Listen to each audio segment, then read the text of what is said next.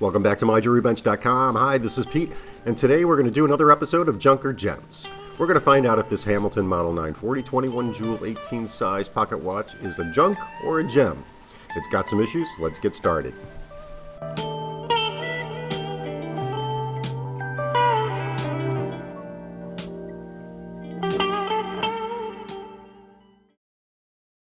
So before I get started tearing this all down, and I'm going to do that in the video, but I'm going to let you know the things that I know are wrong with this particular watch right now. I do know it does have a good balance wheel, and a balance staff is good. The hairspring's a little bent, but it's not that bad. The hands are in good shape. The dial is in excellent shape, and it is missing a crystal and a bow. And it looks like somebody butchered up the crown on this. I want to see if I have a crown that'll fit this particular stem. If I don't, well, we'll just leave it on. This particular model is a Hamilton 18 size 21 jewel pocket watch. It is a model 940. It was made primarily from, I want to say, the very late 1890s to probably around 1920, so about 20 years in production. It does have a sister movement for a Hunter case pocket watch case, and that is the model 941. The watch is well made, and it's a good grade of watch. Primarily used in the beginning as railroad watches. However, the market for these changed over time, and the Model 940 became pretty popular with higher-end pocket watch purchasers.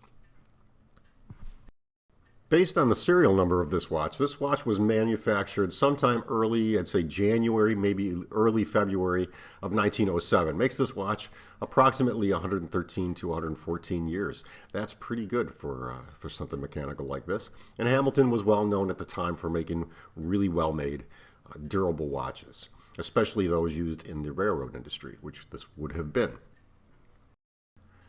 The 940 was only produced with nickel framing. So you can see this particular watch is all nickel. There's no brass on it. The watches themselves, the Model 940 was produced in several flavors. It was made specialized or renamed for specific railroad companies in a couple different versions of it, but it is still a Model 940. You can't get around that. It's just re-engraved.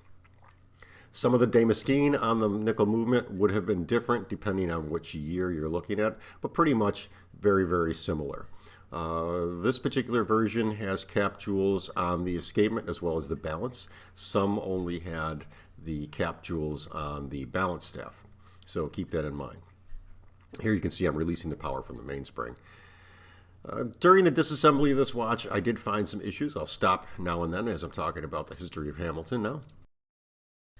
So it's pretty interesting to see the history of the Hamilton Watch Company over the years. The Hamilton Watch Company actually started life as the Adams and Perry Watch Company in mid-1874. They had no markings on any of their watches, so they just produced watches. It was probably their first attempt at mass manufacturing of the pocket watch market. It later became, in 1877, the Lancaster, Pennsylvania Watch Company, and that lasted approximately a year. Then it became the Lancaster, Pennsylvania Watch Company Limited, so they must have taken on some partners at the time or restructured the company. That lasted until 1879. Sometime in 1883, it became the Lancaster Watch Company, and that was incorporated.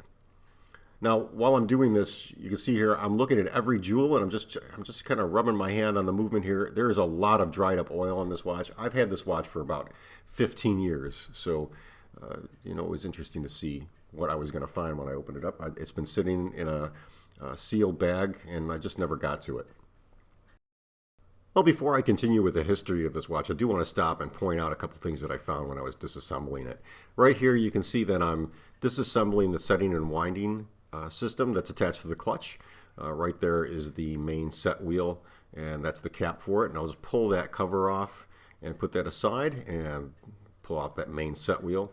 Now you can see here is the winding wheel to wind the watch, and I just want to point out here, if you look very closely, you're going to see something that really disturbed me because I wasn't sure if I was able to find another one of these parts. We do have some broken teeth off of this particular wheel. That was able to be fixed later. I have some tools that I use that I can fix these up. That's the set wheel. We're going to pull out the clutch system now, and let me continue with the history of the watch company. In 1886, the Hamilton Watch Company became, or what was the Lancaster Watch Company, became the Keystone Standard Watch Company. And there it began a life of more production and more watch manufacturing with the help of several investors. Becoming in December of 1892, it became the Hamilton Watch Company, and it lasted a long time. It was purchased by the Illinois Watch Company sometime around 1928, but the Hamilton Watch Company stayed in business for quite some time. After that, it became the Hamilton Sagamore Corporation, and then the Standard Time Corporation in 1861. And that was just after all manufacturing of Hamilton watches ceased in the United States. They produced watches and manufactured them in the United States as well as Switzerland after World War II. All their manufacturing happened up until probably early 50s was here in the United States. And then it ceased production in the United States sometime in the early to mid 60s. The Standard Time Corporation became Bern Watch of Switzerland, and then Seneca Time. Hamilton Watch Company is still in existence, but it is nothing what it used to be. So I think it's still owned by one of the big conglomerates that owns, I think, TAG, and it's still a Hamilton Watch Company, but they just don't produce the watches they used to. Now they're just cheap knockoffs. Okay, let's get back to assembly of this watch. Here you can see I'm inserting the new mainspring, and you see it's got a T-bar end, and there's a little hole at the bottom of that barrel, and we're just going to get that T-bar end in the bar. And we'll find that little hole there, lock in the spring. I'm going to use my screwdriver there to hold that down while I release the spring from the winder. And it nicely puts the spring in the winder for me. The next thing we have to do is add the mainspring arbor, and that's the actual part that articulates the spring or tightens the spring. That arbor is attached to a winding gear. Once the arbor is in place, I'm going to give this a little bit of oil, and I typically oil 3 points on the surface, and then I'll do 2 points at the bottom of the barrel along the spring. I got a good shot of my hand there. I apologize for the focus. And then we're going to get that little notch in place for the T-bar end, and we're just going to squeeze the cover back onto the mainspring barrel. And that's ready to go. I can put that back on the watch anytime. Here you're going to see that I'm reassembling the watch, and if you look closely, I'm going to show you that I did fix that one gear. I think I popped that up somewhere in earlier. I was able to do that with a laser welder. I did add some stainless steel to that gear, and then I used a gear cutter to just cut the teeth back out. Then I polished it up, put it back in, and all is good. Here you can see I'm assembling the setting and winding system that's all attached to the clutch. There is a spring on that. Once we get to that point, I'll point it out. These are the 2 screws that hold that main set wheel in place.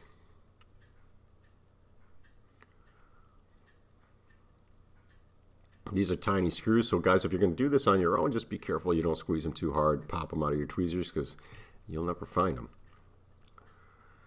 Okay, there's that spring for the lever set. Now that has to go underneath that set bar or that cap, and that will help us to articulate the motion of setting and winding the watch using the lever. And once you get that in place, then it's important to tighten everything down, and here I'm just doing a test to make sure that everything works. And it does. So the gear is fixed, everything's setting and running good. I'm just going to give this a little bit of oil as I go. This is the fun part, assembling these watches. Although I will admit, 18 size full bridge watches, and Elgin, Hamilton, Illinois, Waltham, they all made full bridge 18 size watches. They can be kind of a nightmare to reassemble, so just keep that in mind. Here you can see we're installing the clutch wheel into the frame of the watch movement, and just get that tightened down. There are 4 screws that hold that in place, so it's supported well. It's well made, very durable watch. You know, it's amazing that after 113, 114 years that this watch runs and keeps time, but that is a testament to American manufacturing turn of the last century. Here I'm using my mainspring winder just to test the winding system and the setting system. I'm going to get this clutch system all in place, and then we'll move on to the next step.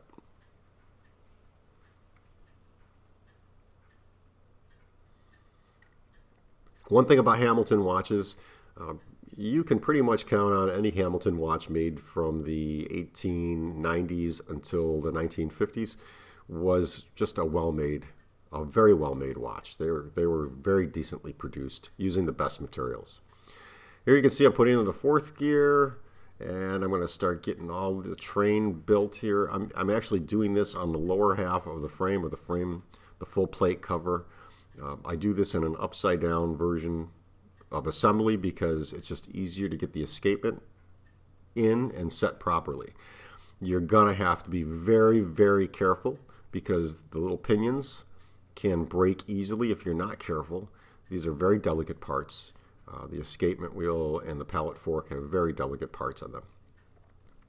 Once you get it all assembled and squeezed together and everything is set good, you haven't broken anything, it's time to assemble the case or tighten up the case. So we've got that plate on there, and I'm going to put the 2 screws that hold that plate bridge onto the movement. So the only opening that's on the back of a full plate movement typically is the cover for the mainspring barrel. And here you can see I'm just going to give this a little bit of a test to make sure that the gears are all articulated. And I do that, and I don't tighten anything up until I've made sure that everything is seated correctly, and I double check it. And I will typically double check it using either a 10x loop or a microscope. Again, I apologize for the focus, but I did get a good shot of my thumb. So here's the watch all assembled, and it looks pretty good. All the pinions are straight. Everything is seated in their jewels correctly. And now it's time just to go through this and get the mainspring barrel set back in there. So here's the winding gear for the mainspring. And then there's the arbor that attaches to that. That's a square groove notch. So I'm going to seat the mainspring barrel arbor into that gear. And the barrel is going to sit down, but not all the way. And now it's time to use the winder just to turn that until it seats correctly. So I'm actually turning the winding gear, and that's going to snap that down into position. And you saw that the mainspring barrel starts to wind, which is good. That's what we want. Now we'll put that bridge onto the mainspring barrel, and we'll tighten that up. Now typically as I'm assembling a watch, I'm actually testing it as I go because I want to make sure that everything is working perfectly as I reassemble the watch. So as I do several pieces, I will go ahead and again I'll set and wind here and just double check that everything's still working correctly. If there is a problem, I can kind of go back a few steps and double check. Now I typically will oil a watch as I'm assembling it. I don't wait till the end. I do this in steps. As I finish a piece, test it, and I know it works, I'll go through and oil any parts that need to be oiled. Remember never to over oil a watch. That is just like over oiling a car. You're actually going to do more damage. It won't keep time. Just keep that in mind. Be very careful with that fourth pinion. That is where the second hand attaches, so you don't want to bend it or break it. So there was a major problem I found with this watch, and that was that the collet on the hairspring as well as the alignment for the roller jewel to attach to the pallet fork were way off, and it gave me a huge beat error. So several times I had to remove and reset the collet rotation on the balance wheel to get that to line up correctly with the pallet fork. Sometimes you'll do that 1, 2, 3 times, and I had to do this several times to get it lined up correctly, and I won't show you or waste your time doing that. But all in all, once I was done getting that all aligned, I put everything back together and she took off like a champ. So here I'm just loosening up the dial feet screws because I'm going to reassemble the front of the watch. This is the cannon pinion that goes on next. Once I get the cannon pinion seated, I will again test it and make sure that the watch sets correctly. And that's what I'm doing here. So we'll insert the winder and then I will pull that lever out and then just give that a quick turn and make sure that everything works good. That's the setting system engaged in the watch. When the lever is pushed back into the watch, that's in the winding mode. There's the hour wheel, that's the dial washer, and now we'll put the dial onto the watch. This dial actually had some dirt on it, and I was able to clean it out very, very well. There are no chips or nicks on it. It's in great shape, which is a good testament for the fact that it had no crystal for 50 years. Now I'm tightening up those dial feet, and we'll get those all seated back and move on to the next step. And there you can see the watch running. It is running good. I've already tested it at this point before I proceed, because if I have to take it apart again, that's the time to do it. Nobody likes assembling a whole watch and then testing it, because if you have to take it apart, it's the wrong time to do it. Now we're going to recase it. There are two solid screws. Usually you'll see either cut off or a solid screw head on the case screws. Typically two on American pocket watches. I've seen some with three, but it's rare. Hamilton's almost always had two. So did Waltham, Elgin, Hamden, Illinois. Once I'm done servicing the watch and I'm happy with how it's running, I will mark on the inside of the case my initials. I will also put down the codes that I use for what I did to the watch, and I will date it. Now on a pocket watch like this that's built in 1907, I'm actually going to use the full 4-digit year, because obviously if somebody serviced this in 1921, then you wouldn't know it. And we'll reassemble the case. I've already put a bow on it. I did not find a crown for this that I had. I've got hundreds of crowns, both new and used, and unfortunately I couldn't find one that fit the stem and the case.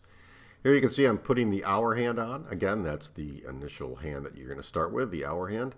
And I'm going to use that lever to set it to the 12 o'clock position. Sometimes I'll aim it towards the 9 or the 3. And if there's any debris, I'm going to blow it off here. I'll set the minute hand next. And now I'm going to gently push that minute hand down onto the cannon pinion, and you should hear it kind of snap into place. You don't have to force it, it's just be very careful. And all you have to really worry about is whether or not your hands are going to touch each other as they move around the dial. In this case, I'm pretty happy with how it works. And now before I put the second hand on, I'll run it for a few minutes just to make sure that it is keeping good time. So here you can see I'm putting on the second hand, and again, gently push it down. You don't have to force it. Please don't force it. You can bend it easy, and that will screw up timing on the watch. There's our watch. Now, I did have to put a new crystal on the bezel. I have a stock of thousands and thousands of crystals, so it was easy for me to find one that fit this. And I cemented it in place with some UV glue just to make sure that it doesn't pop out. And now it's time to just do a final buffing.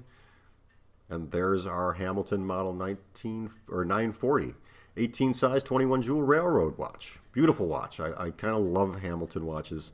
I think they're just some of the best watches made. My favorite watch in the whole world is the Waltham Vanguard with the up-down indicator, 23 jewel. That's my favorite watch.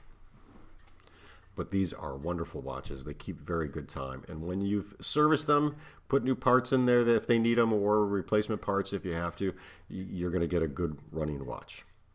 Guys, I hope you liked this video. If you did, please give it a thumbs up. If you're not subscribers, please consider subscribing to my channel. It does help my channel grow, and I do appreciate it. You can check out more information on these things on my website at www.myjewelrybench.com, where I break up and discuss things like watches, watch repair, jewelry design, jewelry making, and 3D printing. Take care and have a wonderful day.